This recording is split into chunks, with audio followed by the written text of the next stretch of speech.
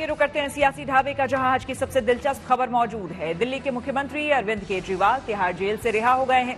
Jail से बाहर आने के बाद उन्होंने कहा कि लाखों लोगों ने मेरे लिए दुआ की थी, उन लोगों की दुआओं की वजह से आज बाहर आया हूं। जेल की सलाखें उनके हौसले को कमजोर नहीं कर पाई।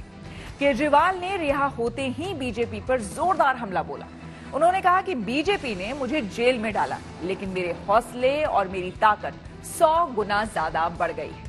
केजरीवाल की रिहाई से जहां आम आदमी पार्टी के नेताओं और कार्यकर्ताओं में जोश है, वहीं बीजेपी केजरीवाल के इस्तीफे की मांग कर रही है।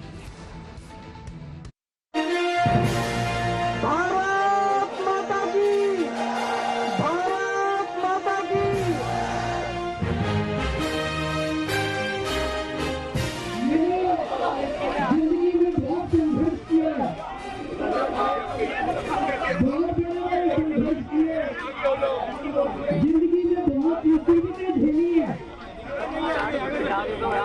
लेकिन हर कदम पे भगवान ने मेरा साथ दिया। आखिरकार दिल्ली के मुख्यमंत्री केजरीवाल तिहाड़ जेल से बाहर आ गए। जेल से रिहाई के बाद केजरीवाल ने इसे सत्य और संविधान की जीत बताया। देश के अंदर कुछ लोग, कुछ राष्ट्र विरोधी ताकतें देश को अंदर से कमजोर करने की कोशिश कर रही हैं, देश को बांटने की कोशिश कर रही हैं, भाई को भाई से लड़ाने की कोशिश कर रही हैं। आज देश के अंदर इलेक्शन कमीशन को कमजोर करने की कोशिश की जा रही है, ईडी पे कब्जा किया जा रहा है, सीबीआई पे कब्जा किया जा रहा है। हमें इसका मुकाबला करना है दोस्तों। मेरा कसूर यह नहीं है कि मैंने कोई भ्रष्टाचार किया था, मेरा कसूर यह है कि मैंने उन राष्ट्र विरोधी ताकतों के खिलाफ आवाज बुलंद की थी। केजरीवाल की जमानत से आम आदमी पार्टी में जश्न है। ढोल नगाड़े बज रहे हैं, मिठाइयां बंट रही हैं, नेता खुश हैं, कार्यकर्ता भी खुश हैं, सब एक दूसरे को बधाइयां दे रहे हैं।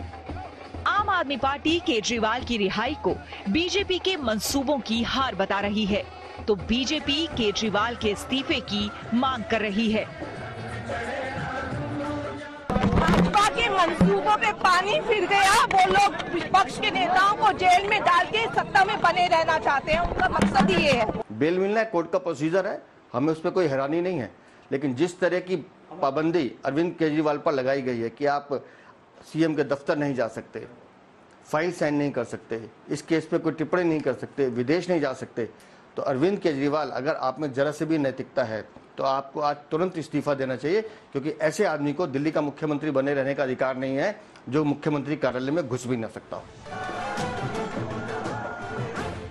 शराब घोटाले में सीबीआई के केस में मिली जमानत को आम आदमी पार्टी सत्य की जीत बता रही है, लेकिन सुप्रीम कोर्ट ने सशर्त जमानत दी है और शर्त है कि केजरीवाल को जमानत तो मिली, मगर दिल्ली के मुख्यमंत्री के दफ्तर नहीं जा सकेंगे, यहां तक कि दिल्ली सचिवालय भी नहीं जा सकेंगे।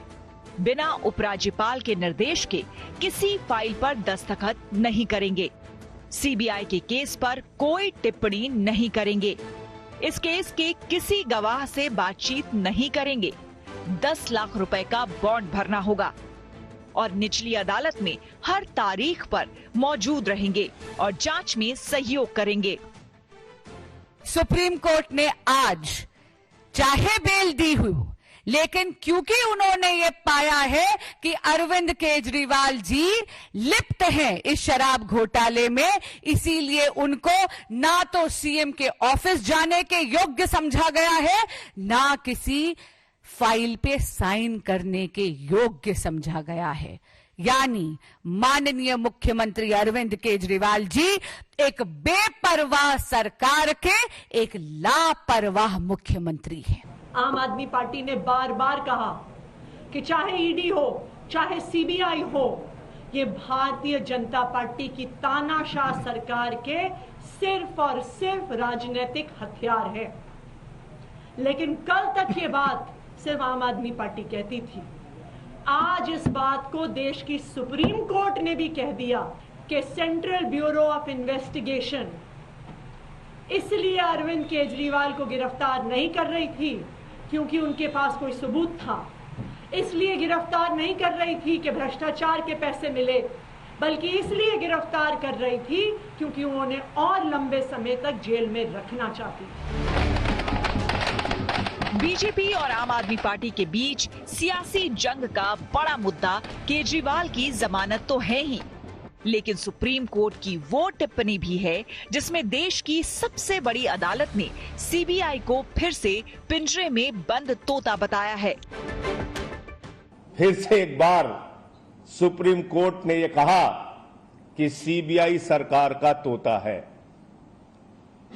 तोता मैना, ईडी, सीबीआई, इनका इस्तेमाल करके आप बाबा साहब के संविधान को खत्म नहीं कर सकते। इनका इस्तेमाल करके आप लोकतंत्र की हत्या नहीं कर सकते। इनका इस्तेमाल करके आप दिल्ली की चुनी हुई सरकार को खत्म नहीं कर सकते। अरविंद केजरीवाल की ईमानदारी और उनकी लोकप्रियता को खत्म नहीं कर सकते। यह सुप्रीम कोर्ट के फैसले से साबित हुआ है। कोर्ट कहती है कि आप मुख्यमंत्री के रूप में कोई फाइल साइन नहीं कर सकते, ऑफिस नहीं जा सकते। जब कुछ कर नहीं सकते तो इस्तीफा दो, किसी और को लाओ। दिल्ली को इतना तकलीफ दे दिया है, कितनी तकलीफें और देंगे अरविंद केजरीवाल आप दिल्ली को। वो व्यक्ति इस्तीफा देने से इनकार कर रहा है जिसके दिल में दिल्ली के प्रति जरा भी दर्द होता। ऐसी परिस्थिति में कोर्ट की ऐसी टिप्पणी, ऐसे निर्णय के बाद नैतिकता में अपने पद से इस्तीफा देता। वैसे अरविंद केजरीवाल दिल्ली के मुख्यमंत्री के दफ्तर भले न जा सके, लेकिन हरियाणा विधानसभा चुनाव से लेकर महाराष्ट्र विधानसभा चुनाव और फिर अगले साल दिल्ली विधानसभा चुनाव के लिए चुनावी बिसात बिछाने के लिए आजाद हो चुके हैं। Bureau report, good news today.